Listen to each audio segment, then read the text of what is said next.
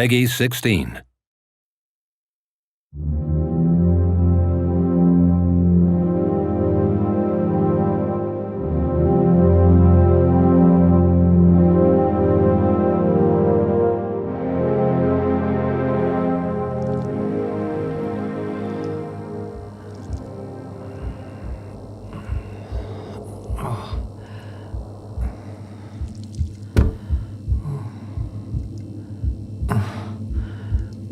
Oh, my head. Oh, God. What? Oh, shit. Oh, shit. Oh, shit. Oh, my God. Oh, I must be dreaming. I must be dreaming. Come on. Get me out. Get me out. Help. Help.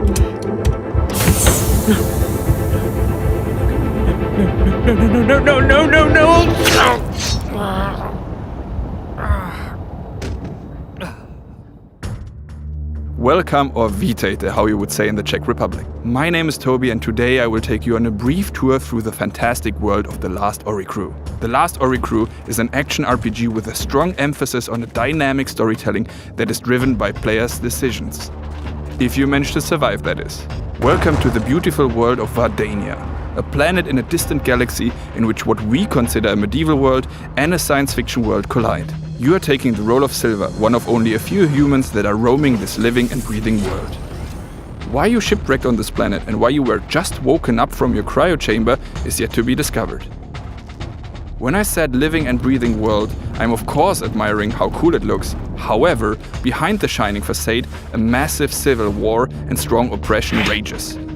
The predominant races are in war, and you get thrown right in. Combat in The Last Oricru is tough, skill-based, and unforgiving. From tricky duels to mass fights with multiple NPCs, you'll come across dozens of enemies, sometimes even at once. But not everyone must strictly attack you right away. Factions might even fight alongside with you.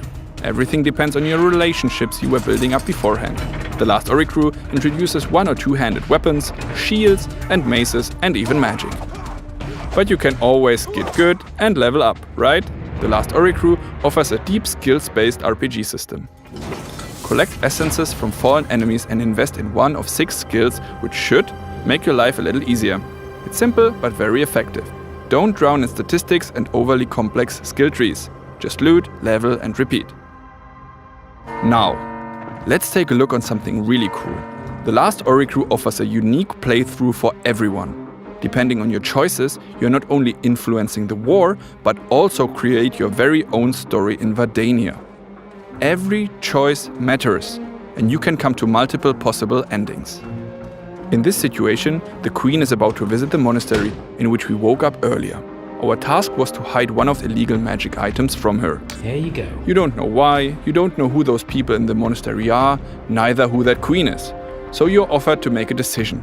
There is no right or wrong, just your way. They do have this.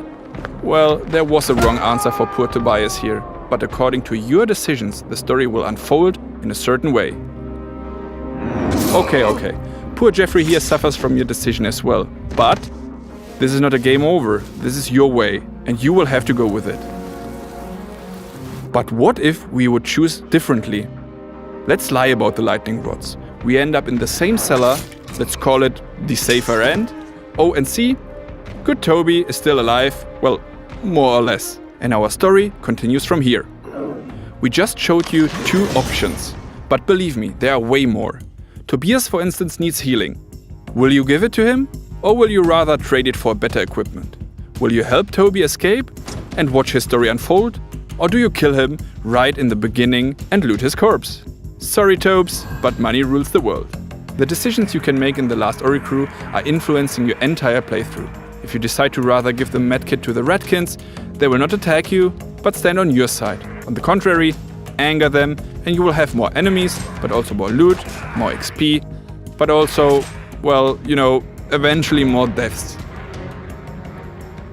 But your decisions don't have to be definite. Remember when I said living and breathing world? I meant it. Life is change, right? And decisions are there to be changed later. In this particular situation, the Ratkins are on our side. Our task is to open the gate and invade the castle together. On our way, we meet the marshal. He has something to offer to us, which might be more valuable. So we can backstab our new friends. Your decisions will have a direct impact on the world and how people will react to you. You can try to befriend all, which is probably not possible, or you can anger all, which, let's face it, is very possible. However, your choice matters, and that's important. Enough politics. Let's take a look on boss fights.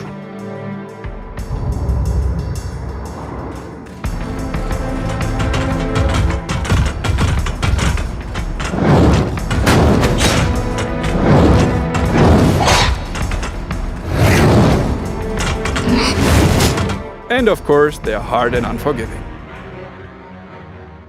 To even the odds a little, we have an upgrade system. You can upgrade every item in your game. Find your favorite gear and carry it to the end, if you wish so. Of course, there's valuable loot to find in the world, but everyone has this one favorite weapon, right?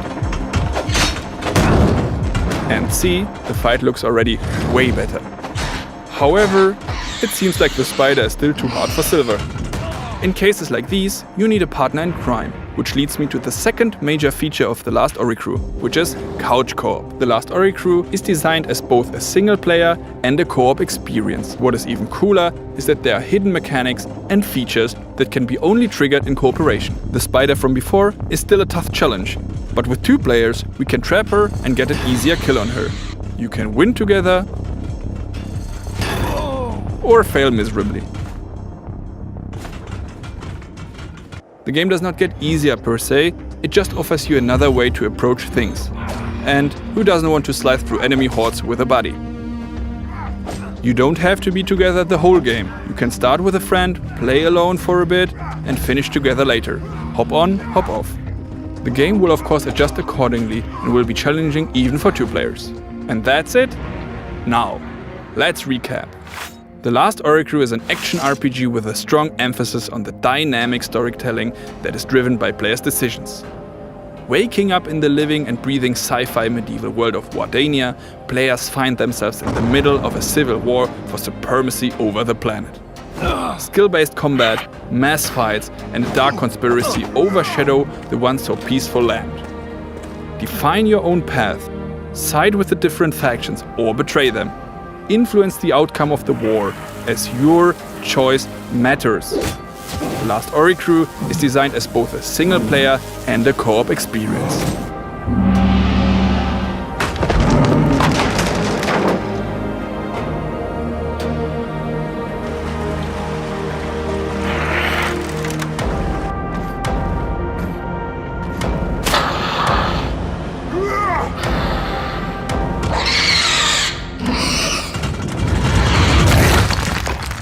Thank you very much for taking the time, and also time to make some friends since it's co-op. So see you later. Thank you and goodbye.